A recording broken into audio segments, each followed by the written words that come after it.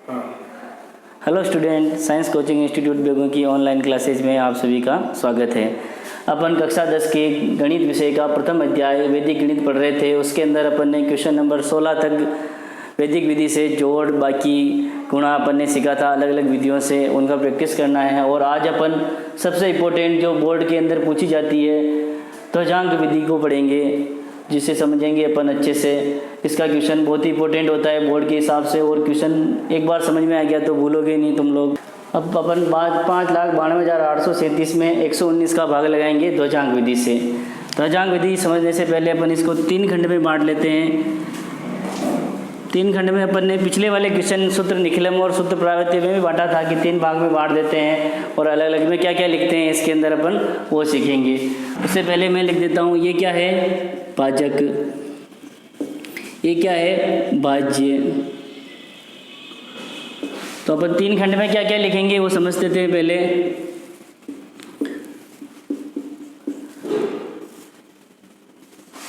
इन तीनों खंड में क्या लिखना है, अगर एक बार अपने आपके समझ में आ गया तो ध्वजांक विधि बहुत ही आसान हो जाएगी। सबसे पहले यहाँ क्या लिख रहे थे, वहाँ पर भी भाजक लिख रहे थे, यहाँ पर भी भाजक को ही लिखेंगे, लेकिन इसको 2 खंडों में लिखेंगे।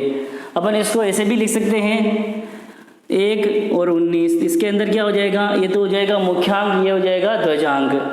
और अपन ऐसे भी लिख सकते हैं 11 यहाँ लिख दे और 9 यहाँ लिख दे, तो ये भी मुख्यांक रहेगा और ये ध्वजांक रहेगा। अगर ऐसा लिखता हूँ तो यहाँ पर 2 डिजिट है, तो मेरे को 37 को कहाँ लिखना पड़ेगा, तीसरे खंड में। बाकी बची हुई संख्याओं को दूसरे खंड में लिखना है।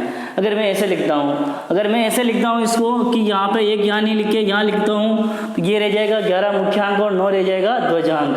तो मेरे को यहाँ क्या लिखना पड़ेगा, केवल 7 को मैं तीसरे खंड में लिखूंगा, बाकी बची हुई संख्या को अपन दूसरे खंड के अंदर लिख देंगे।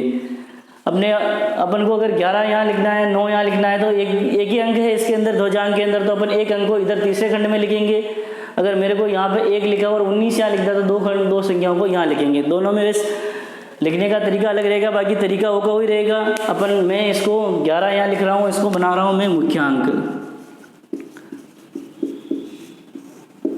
इसको बना रहा हूँ मुख्यांक और इसको बना रहा हूँ ध्वजांक।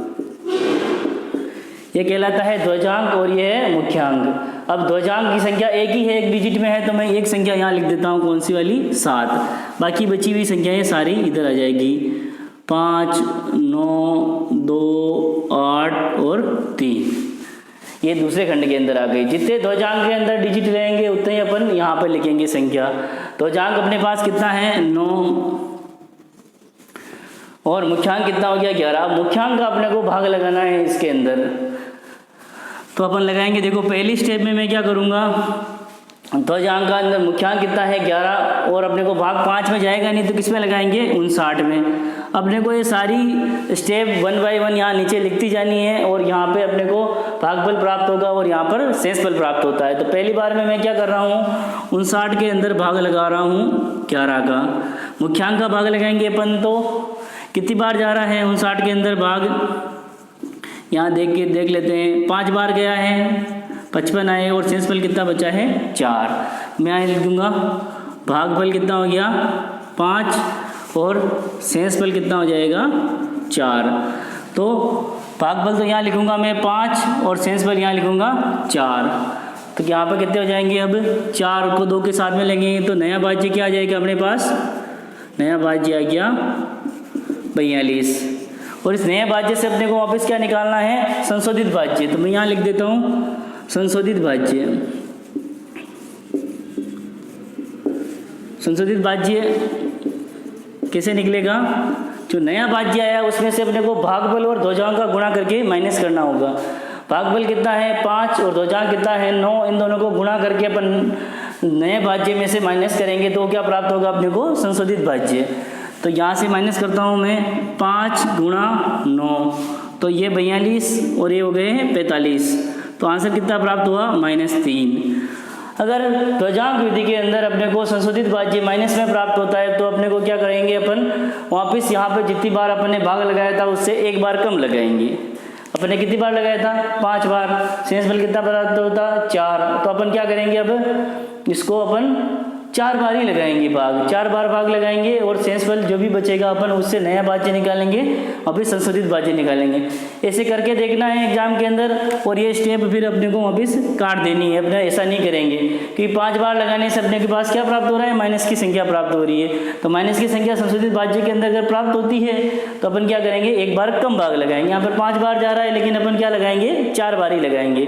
तो मैं इसको एक कम कर देता हूँ। देखो अब मैंने भाग लगाया इसमें 4 बार, तो यहाँ पे भी मैं लिख देता हूँ 4, और भाग लगाया मैंने 4 बार, तो 4 बार जाएगा तो कितना आएगा 44। तो शेषफल कितना बचा 15, तो शेषफल कितना आ जाएगा 15। तो यहाँ पे भी कितना लिखूँगा मैं 15। तो नया भाज्य क्या प्राप्त हो जाएगा मेरे को, नया भाज्य प्राप्त हो जाएगा 152। संशोधित भाज्य इसी तरह से निकालेंगे वापस। तो संशोधित भाज्य निकालने के लिए अपने को ये मिटा देता हूँ मैं, संशोधित भाज्य यहाँ निकाल देता हूँ मैं। संशोधित भाज्य 152 माइनस क्या करेंगे, भागफल गुणा ध्वजांक, यानी 4 × 9, तो 4 × 9। तो 152 में से 36 माइनस निकलेंगे तो कितने बचेंगे, 12 में से 6 गए तो 6, 14 में से 3 गए तो 116। तो अपने पास क्या आ गया, संशोधित भाज्य 116। अब दूसरी स्टेप के अंदर अपने को क्या करना है, 116 के अंदर मुख्यांक का भाग लगाना है। 116 के अंदर मुख्यांक कितना है 11। इसको वापस अच्छे से समझ लो। सबसे पहले क्या किया अपन ने, भाज्य कितना था 119, इसको 2 भागों में बांटा, एक को मुख्यांक बनाया, एक को ध्वजांक बनाया। ध्वजांक बनाया वो संख्या, अगर संख्या एक संख्या की है तो अपन क्या लिखेंगे, तीसरे खंड में एक संख्या, जो भाज्य की एक संख्या अपन तीसरे खंड में लिख देंगे इकाई का अंक। बाकी बचे हुए अंक किसमें लिख देंगे, द्वितीय खंड के अंदर। द्वितीय खंड के अंदर लिखने के बाद अपने को यहाँ पर भाग लगाना है किसका, मुख्यांक के अंदर।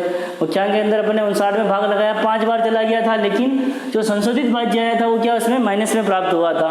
लेकिन माइनस में प्राप्त नहीं करना है अपने को, इसलिए अपन ने भाग कितनी बार लगाया, 4 बार, और शेषफल कितने बचे हैं 15। और नया भाज्य है 152, और एक नए भाज्य के अंदर अपने को हर बार संशोधित भाज्य निकालेंगे अपन। संशोधित भाज्य कैसे निकलेगा, भागफल गुणा ध्वजांक। जो भागफल आएगा उसको ध्वजांक से गुणा करके संशोधित भाज्य निकालेंगे अपन। नए भाज्य में से भागफल गुणा ध्वजांक का गुणा करके माइनस करेंगे तो अपने पास क्या प्राप्त होगा, संशोधित भाज्य। और संशोधित भाज्य को अपने को वापस अगले क्वेश्चन में मुख्यांक का भाग लगाना है। तो 11 का भाग इसमें कितनी बार चला जाता है, 10 बार, लेकिन अपने को इस विधि के अंदर 10 बार कभी भी भाग नहीं देना है। तो अपन कितनी बार दे सकते हैं, ज़्यादा से ज़्यादा 9 बार। तो भागफल कितना आ जाएगा 9। तो मैं यहाँ लगा देता हूँ 116 के अंदर मैंने भाग लगाया है 11 का, 9 बार लगाया, कितना आ गया 99। माइनस करेंगे तो कितना बच जाएगा 17। तो शेषफल कितना बच गया 17। तो 17 कहाँ लिखेंगे, इस 8 के आगे। तो अपने पास नया भाज्य क्या प्राप्त हो जाएगा, नया भाज्य प्राप्त हो गया है 117। नया भाज्य प्राप्त हो गया, नया भाज्य क्या प्राप्त होगा अपने को, नया भाज्य प्राप्त होगा 178। ये अपने पास नया भाज्य रहेगा। इस नए भाज्य को अपन संशोधित भाज्य निकालेंगे यहाँ से। तो संशोधित भाज्य निकालने के लिए नए भाज्य में से किसका माइनस करेंगे, भागफल कितना है यहाँ पर 9, तो मैं 9 यहाँ लिखूंगा। 9 का गुणा किससे होगा, ध्वजांक से। भागफल गुणा ध्वजांक होता है। तो 178 से अपन 9 × 9 माइनस कर देंगे। तो 178 में से अपने पास कितने निकले हैं 81। तो बच्चे कितने अपने पास 7 और 9 97। तो अगली बार किस में भाग लगाऊंगा मैं, 97 के अंदर। तो तीसरी स्टेप के अंदर अपने पास आ जाता है 97 के अंदर भाग लगाना है 11 का। तो यहाँ लगा के देख लो, 97 के अंदर 11 का भाग कितनी बार जाएगा, 8 बार, 88। माइनस करेंगे तो 9 बचे हैं। तो मैं यहाँ लिख देता हूँ भागफल कितना आया है 8। तो मैं क्या लिख दूँ, 8 कहाँ लिख दूँ, यहाँ पर भागफल आया 8, 8 यहाँ पर लिख दिया। शेषफल कितना आया, शेषफल आया है 9 का लिख दूंगा मैं यहाँ पर। तो नया भाज्य कितना हो जाएगा, नया भाज्य हो जाएगा 93। यहाँ लिख दिया मैंने, तो नया भाज्य 93 हो गया। यहाँ से वापस संशोधित भाज्य निकालना है अपने को। संशोधित भाज्य निकालेंगे तो नए भाज्य में से क्या माइनस करेंगे, जो भागफल का गुणा ध्वजांक से, भागफल कितना है 8, 8 का गुणा किससे करेंगे ध्वजांक से, ध्वजांक कितना है अपने पास 9, तो 93 से अपने को कितने माइनस करेंगे 72, कितना बचा 3 में से 2 गए 1 और 9 में से 7 गया तो 2, 21 बचा है। तो अगली वाली स्टेप में अपन किस में भाग लगाएंगे 21 के अंदर।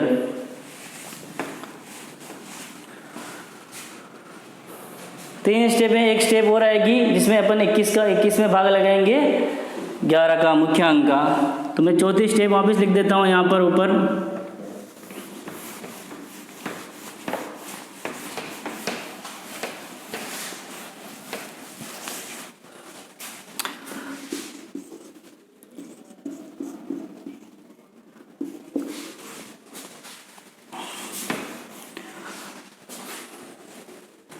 चौथी स्टेप के अंदर अपन 21 के अंदर भाग लगाएंगे 11 का। तो यहाँ लगा के देख लो, 21 के अंदर 11 का भाग लगाया, एक बार गया, कितना शेषफल बचा 10 और भागफल कितना आया 1। तो भागफल में लिख देता हूँ, भागफल आया 1, भागफल कहाँ लिखेंगे यहाँ पर 1, और शेषफल आया कितना अपने पास 10, 10 कहाँ लिखेंगे यहाँ। तो नया भाज्य क्या आ गया अपने पास, नया भाज्य आ जाएगा अपने पास 107, नया भाज्य आ गया 107।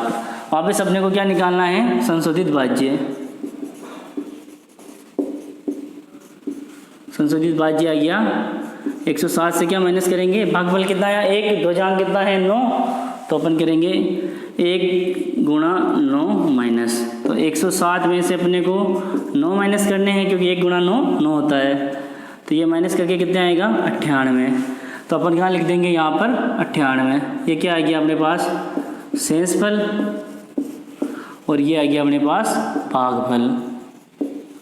तो अपने पास 4 स्टेप में ये क्वेश्चन हुआ है। तो यहाँ पे अपने को भागफल प्राप्त हुआ है 4981 और शेषफल प्राप्त हुआ है 98। तो हर स्टेप को अपने को लिखते जाना है, जो भागफल आएगा जो शेषफल आया उस अगली संख्या के आगे लिख देंगे अपन, और जो दोनों संख्याओं को मिला के जो संख्या बनेगी वो नया भाज्य आएगा। नए भाज्य में से अपने को संशोधित भाज्य निकालना है। तो संशोधित भाज्य निकालेंगे अपन। तो संशोधित भाज्य कैसे निकलेगा, 107 में से अपन ने क्या किया था भागफल का गुणा ध्वजांक से होगा ना, वो संशोधित भाज्य में से संशोधित भाज्य निकालने के लिए भागफल का गुणा ध्वजांक से करके अपन माइनस करेंगे तो संशोधित भाज्य प्राप्त होगा। नए भाज्य में से ये माइनस कर देंगे तो अपने को संशोधित भाज्य प्राप्त होगा, और संशोधित भाज्य के अंदर अपने को आगे भाग लगाना होता है। तो ये क्वेश्चन अपने पास क्वेश्चन नंबर 17 हुआ है, जिसके अंदर अपने ध्वजांक विधि को समझा है। क्वेश्चन नंबर 18 58,764 के अंदर 59 का भाग लगाना है। इसी को उसी विधि से ध्वजांक विधि से करना है। मैं 3 खंड बना लेता हूँ, द्वितीय खंड, तृतीय खंड और ये प्रथम खंड। प्रथम खंड के अंदर अपने को क्या लिखना होता है, प्रथम खंड के अंदर अपने को जो भाजक होता है उसको 2 भागों में बांटना होता है। एक अंक यहाँ लिख देता हूँ, इसमें तो 2 अंक ही है, तो एक अंक को अपने को क्या बनाना है मुख्यांक, और एक को क्या बनाना है ध्वजांक। ये हो गया अपने पास मुख्यांक और ये हो गया अपने पास ध्वजांक।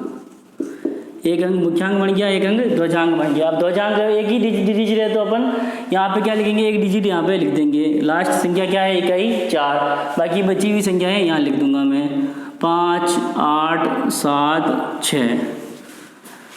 ठीक है, एक संख्या यहाँ लिख देंगे क्योंकि ध्वजांक एक अपन ने 9 लिया है। उसी तरह से पहली स्टेप लिखेंगे अपन मुख्यांक का भाग लगाएंगे। अब इसके अंदर तो 5 अपन पूरी पहली दोनों संख्याओं में 58 के अंदर अपन 5 का लगाएंगे। पहली बार में लगाएंगे तो माइनस की संख्या प्राप्त होगी कि पिछले वाले क्वेश्चन के अंदर प्राप्त हुई थी। 5 का 5 में जाएगा तो भागफल आ जाएगा अपने पास 1 और शेषफल आ जाएगा 0। तो अपने को 8 में से 9 माइनस करेंगे फिर तो अपने पास क्या प्राप्त होगा, माइनस की संख्या प्राप्त होगी। तो अपन क्या करेंगे, सबसे पहले 58 के अंदर भाग लगाएंगे 5 का। तो अपन ने अभी पिछली बार सिखाया था मैंने कि अपन 10 बार किसी भी संख्या के अंदर ध्वजांक विधि के अंदर 10 बार भाग नहीं देंगे। इसमें 10 बार 11 बार जा रहा है, लेकिन अपन भाग कितनी बार लगाएंगे, केवल 9 बार। तो कितनी बार, 9 पंजे 45, शेषफल कितने बचे 13। तो ज़्यादा से ज़्यादा अपन 9 बार लगा सकते हैं, इसलिए मैंने 9 बार लगा लिया। जाने में ये 11 बार जा रहा है, लेकिन 11 बार नहीं लगाना है। यहाँ पर अपने ध्वजांक विधि के अंदर अपन 9 से ज़्यादा बार नहीं लगा सकते हैं, 10 का भी नहीं लगा सकते हैं। 9 से ज़्यादा बार नहीं लगाएंगे तो ये क्या हो जाएगा, अपन 9 बार ही लगाएंगे। तो ये क्या हो जाएगा, भागफल कितना है अपने पास 9, तो 9 कहाँ लिख दूंगा मैं यहाँ पर। शेषफल कितना प्राप्त हुआ अपने को 13, तो 13 कहाँ लिख देंगे? यहाँ पर। तो नया भाज्य क्या प्राप्त हो गया? नया भाज्य प्राप्त हो गया अपने पास 137। नए भाज्य से अपन क्या निकालते हैं? संशोधित भाज्य। तो यहाँ पर लिख देता हूँ मैं संशोधित भाज्य। संशोधित भाज्य कैसे निकलेगा? 137 में से क्या माइनस निकलेगा? जो भागफल कितना है? 9 और ध्वजांक कितना है? 9, दोनों का गुणा, भागफल गुणा ध्वजांक। तो 137 में से कितने माइनस हो जाएंगे? 81। कितने बचे? 7 में से 1 गया 6, 13 में से 8 गए तो 5, 56 बचे हैं। तो अगली बार अपन 5 का भाग किसके अंदर लगाएंगे? 56 के अंदर। अगली बार अपन ने दूसरी स्टेप में 56 के अंदर 5 का भाग लगाया, होगा वही अपन 56 के अंदर 5 का भाग लगाएंगे तो ज़्यादा से ज़्यादा कितनी बार लगा सकते हैं? 9 बार। 9 बार दिया मैंने, कितना आ गया? 45। शेषफल कितना बचा है? 11। तो मैं यहाँ लिख देता हूँ भागफल 9 और यहाँ पे लिख दूंगा भागफल कितना है? 9। तो शेषफल कितना बचा है? शेषफल 11। 11 कहाँ लिख दूंगा मैं? 6 के आगे। तो नया भाज्य क्या बन गया अपना? नया भाज्य बन गया 116। 11 इसके आगे लिख दे तो कितने बन गए? 116। वापस अपने को क्या निकालना है? संशोधित भाज्य। संशोधित भाज्य निकालेंगे अपन। ये लिखा है मैंने भाज्य, संशोधित भाज्य। 116 में से क्या माइनस करेंगे अपन? भागफल कितना है? 9, ध्वजांक कितना है? 9, तो 9 गुणा 9। जो भी भाग प्राप्त होता है उसको ध्वजांक से गुणा करके अपन संशोधित भाज्य निकालते हैं। 116 में से नए भाज्य में से ध्वजांक और भागफल का गुणा होकर माइनस होने के बाद संशोधित भाज्य प्राप्त होता है। 81 माइनस किए तो कितना आया? 5, और 11 में से 8 गया तो 3, कितना आ गया? 35। तो नए स्टेप के अंदर अपन क्या लिखेंगे? अब 35 के अंदर किसका भाग लगाएंगे? 5 का। तीसरा स्टेप 35 के अंदर अपन ने लगाया 5 का भाग। अगर एक बार समझ लो, अगर मैं इसको पूरी बार भाग लगा दूं, भागफल आ जाएगा। देखो भागफल कितना आ जाएगा? 35 के अंदर पूरा भाग जाता है अपने 5 का 7 बार, तो कितना आ गया? 35, और शेषफल 0 बचा है। एक बार समझना है इसको। देखो भागफल मैंने लगा दिया, अगर भागफल 7 आ गया, शेषफल आ गया 0, तो मैंने यहाँ लिख दिया भागफल 7 और शेषफल आ गया 0। तो नया भाज्य क्या आ जाएगा? नया भाज्य आएगा 0,4। अब इस 0 संशोधित भाज्य निकालेंगे अपन, तो क्या करेंगे? संशोधित भाज्य के अंदर इस 0,4 में से भागफल कितना है? 9, और ध्वजांक कितना है? भागफल कितना है? 7, और ध्वजांक कितना है? 9। तो 7 का गुणा किससे कर दूं मैं? 9 से। तो कितना आ गया? 63 से 4 माइनस करेंगे तो क्या संख्या? माइनस की प्राप्त होगी। इसलिए अपने को यहाँ पर 7 बार नहीं लगाना है, मैं 6 बार लगा के देखता हूँ। देखो 6 बार लगाया, कितना आया? 30। भागफल कितना बचा? 5, और यहाँ पे कितना आया है? 6। तो यहाँ पे लिख दिया मैंने 6 बार गया है। तो शेषफल कितना बचा है यहाँ पे? अब 5। तो यहाँ पे कितना आ जाएगा? 5। तो 54 के अंदर में से अपने को किससे माइनस करना है? 54 यहाँ लिखा है, और भागफल कितना आ गया? 6। तो 9 का 6 से गुणा करना है। तो 9 का 6 से गुणा किया अपन ने, कितना आया? 54। तो 54 में से 54 माइनस निकल गया, कितना बचा है? 0। तो अपने को भागफल कितना लेना है? 6 बार देना है। अगर 7 बार जा रहा है, लेकिन 7 बार लेने से यहाँ पर संशोधित भाज्य क्या प्राप्त हो रहा है अपने को?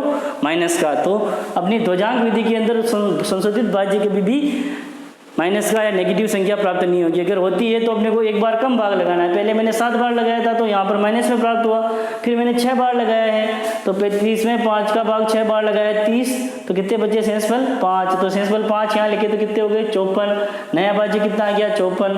तो संशोधित भाज्य निकालने के लिए नए भाज्य में से भागफल गुणा ध्वजांक, दोनों को गुणा करेंगे। जो भी गुणा करने के बाद 54 आया, 54 से 54 माइनस निकल गया तो क्या बच गया यहाँ पर? 0। तो शेषफल कितना बचेगा इसके अंदर? 0, और ये 996 में क्या रहेगा? भागफल। ये अपने आंसर रहेंगे। शेषफल 0, भागफल 996। इस तरह से अगर ज़्यादा बार अपने को 5 यहाँ पर पूरी बार दे दिया और यहाँ पर माइनस की संख्या प्राप्त होगी तो अपन 1 कम कर देंगे, फिर भी अगर माइनस की संख्या प्राप्त होती है तो अपन 1 और कम कर देंगे। अगर यहाँ पर कर रहे थे, यहाँ का 5 का भाग कितनी बार जाता है, यहाँ पे तो 11 बार, लेकिन मैं 9 बार क्यों लगा रहे थे कि 2 जांग विधि में अपन 10 से ज़्यादा 9 से ज़्यादा बार नहीं ला सकते हैं, 10 का भी भाग नहीं लगा सकते हैं। ये थी 2 जांग विधि। अपन 1-2 क्वेश्चन और करेंगे नेक्स्ट कक्षा में, इसको एक प्रैक्टिस करना, 1-2 बार समझने की कोशिश करना, एक स्टेप अपने को वहाँ पे एग्जाम में लिखनी है और क्वेश्चन इंपॉर्टेंट भी है ये। Thank you.